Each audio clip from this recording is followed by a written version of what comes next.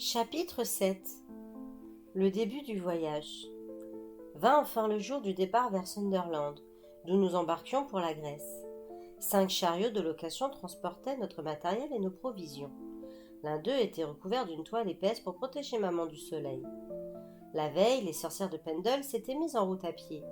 Mab et ses sœurs complétaient un contingent de 7 Mouldils. On comptait également 9 Dînes et 11 représentantes des Malkines, dont Grimalkine. Alice voyageait avec elle. Nous n'avions même pas trouvé l'occasion de nous dire au revoir. Les adieux avec Jack, Ellie et James se furent brefs et tristes. Jack serra maman dans ses bras, et quand ils se séparèrent, ils avaient les larmes aux yeux.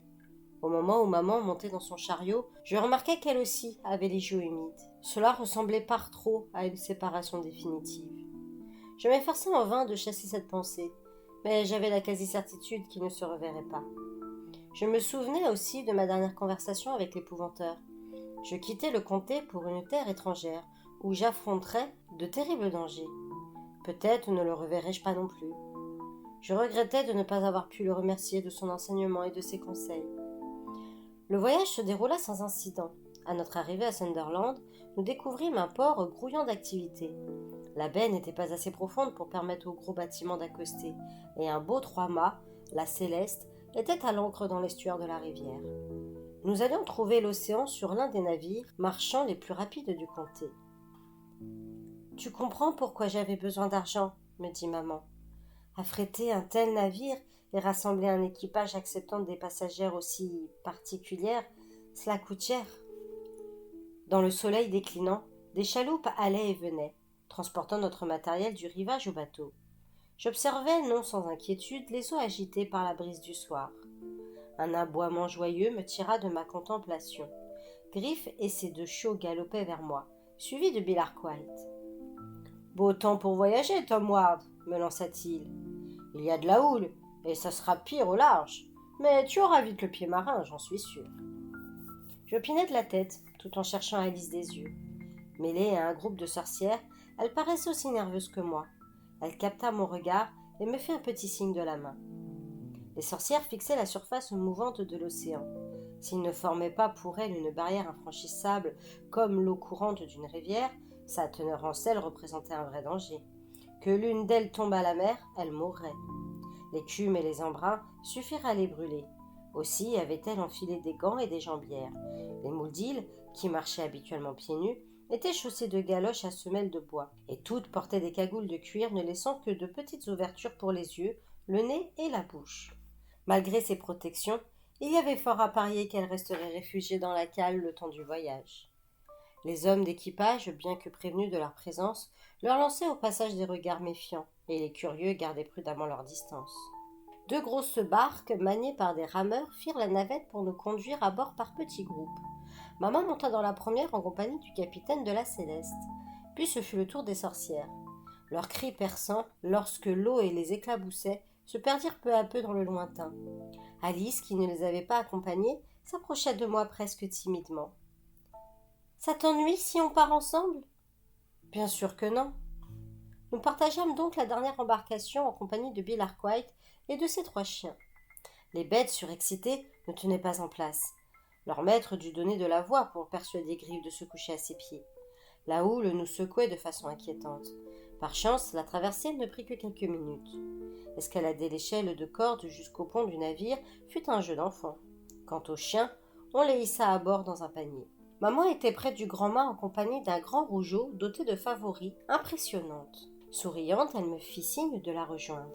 « Je te présente le capitaine Bain, dit-elle, le meilleur marin du comté. »« Il est vrai que je suis natif du comté, fit-il. Et j'étais plus jeune que toi, petit, lorsque j'ai commencé à naviguer. Quant à être le meilleur, d'autres pourraient me disputer ce titre. Les bons loups de mer ne manquent pas dans le pays. »« Vous êtes trop modeste, protesta maman. Est-il impoli de contredire une dame ? » Acceptez mes excuses, madame, dit le capitaine en s'inclinant. S'adressant de nouveau à moi, il poursuivit. J'ai une grande dette envers ta mère. Mes 2 fils, des jumeaux, viennent d'avoir 5 ans. Sans elle, ils seraient morts. Et mon épouse aussi, probablement. Il n'y a pas dans tout le comté de sage-femme aussi habile qu'elle. C'était vrai. Au temps où elle vivait avec nous, maman avait pratiqué de nombreux accouchements. Elle savait s'y prendre quand le bébé se présentait mal, et bien des femmes du pays lui devaient la vie. « Mais je néglige mes devoirs, reprit le capitaine. Puis-je vous inviter à visiter mon bateau ? Il sera votre demeure pendant plusieurs semaines. Il est juste que vous sachiez où vous avez mis les pieds. » Il nous mena donc de la poupe à la proue et du pont supérieur à la soute, nous montrant même les cuisines et les réserves. Vu du rivage, le bâtiment m'avait semblé de belle taille. Une fois à bord, il se révélait plus petit pour accueillir un aussi grand nombre de passagers. Les quartiers de l'équipage situés à l'avant me parurent eux-mêmes minuscules, mais le capitaine précisa que ces hommes n'y dormaient jamais en même temps. Si bien qu'un tiers des marins était à tout moment en activité. Les sorcières étaient logées à l'arrière. Il y avait également 3 cabines. La première était celle du capitaine. Je partagerais la deuxième avec Bill Arkwright. La troisième était réservée à maman. C'était une pièce minuscule, mais confortable, contenant un lit, un fauteuil, une table et 2 chaises à haut dossier. Les meubles étaient fixés au sol pour ne pas être chahutés en cas de tempête.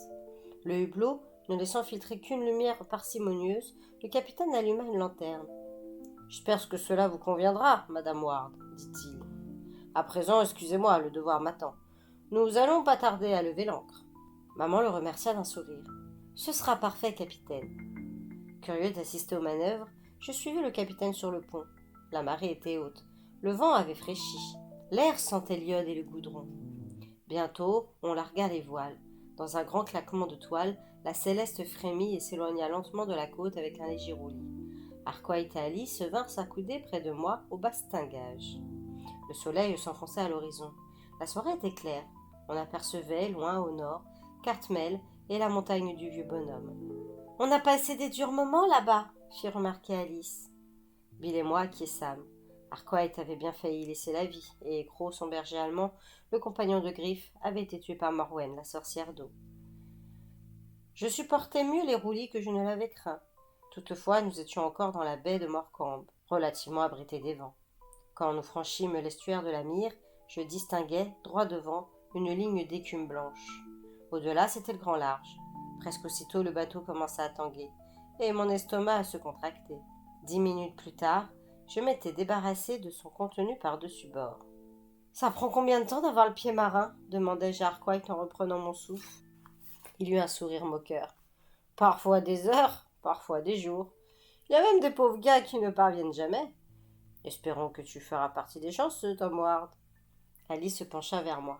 « Je retourne au pont inférieur, Tom. Les marins n'aiment pas voir des femmes sur leur navire. Ils pensent que ça porte malheur. Mieux vaut que je ne me montre pas trop. »« Reste, Alice, dis-je. C'est maman qui a affrété ce bateau.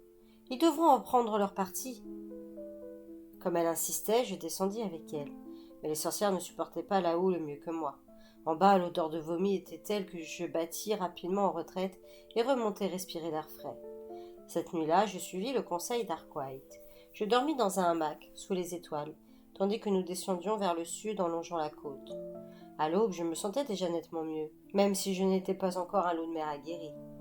Les marins n'avaient pas le loisir de s'occuper de leurs passagers et se comportaient comme si nous n'existions pas. Je les regardais grimper dans les haubans, se pencher en haut des mâts, malgré les secousses que la houle imposait au navire. Et je les admirais d'accomplir sans peur leur périlleuse tâche. Arkwright s'y connaissait un peu en navigation, car il avait pas mal bourlingué au temps où il était dans l'armée. Il me précisa que la partie gauche du bateau s'appelait bâbord, et la partie droite tribord. Il me désigna les voiles, la misaine et le perroquet, la brigandine et le cacatois.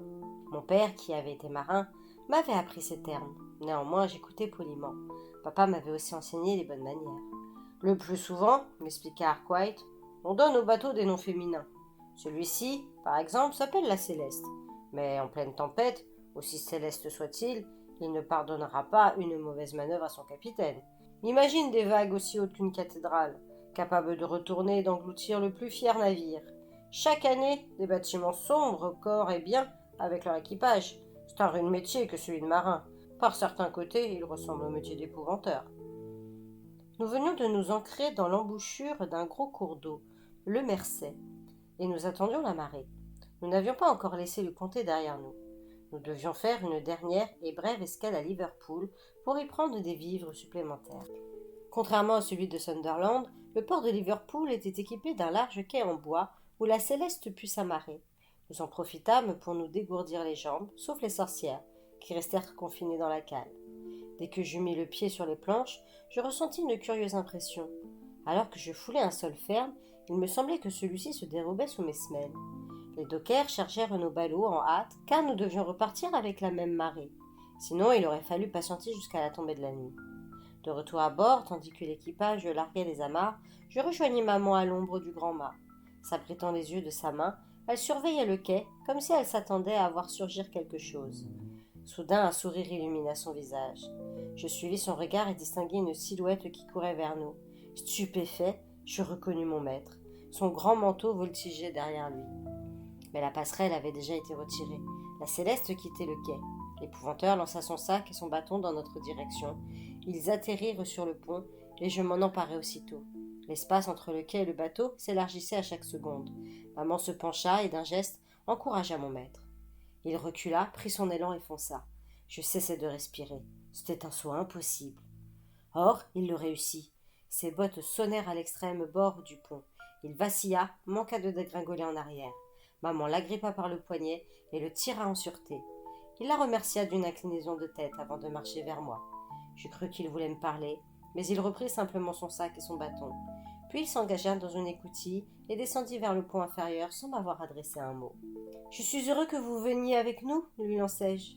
Il ne daigna même pas se retourner. « Tu crois qu'il est en colère contre moi, maman ?» demandai-je. « En colère contre lui-même, surtout, estima-t-elle. Laisse-lui un peu de temps. Pour le moment, il ne souhaite plus être ton maître. » Pour le moment? Tu veux dire qu'un jour ou l'autre, il me reprendra comme apprenti? Peut-être, peut-être pas. Le silence tomba entre nous, et nous n'entendîmes plus que les matelots qui s'interpellaient, tandis que la Céleste sortait lentement de l'estuaire et voguait vers la haute mer. La houle nous secouait de nouveau. Les mouettes suivaient notre sillage avec des cris perçants. Je repris. Pourquoi a-t-il changé d'avis selon toi? John Gregory est un honnête homme qui place toujours son devoir avant ses désirs personnels. C'est ce qu'il vient de faire. Il a estimé que, en de telles circonstances, la tâche à accomplir était plus importante que ses convictions. Pour quelqu'un d'aussi attaché à ses principes, c'est un dur sacrifice. Ce beau raisonnement ne m'avait pas totalement convaincu. Selon l'épouvanteur, aucune alliance avec des créatures de l'obscur n'était envisageable. Jamais. Quelque chose d'autre l'avait décidé. J'en étais persuadée.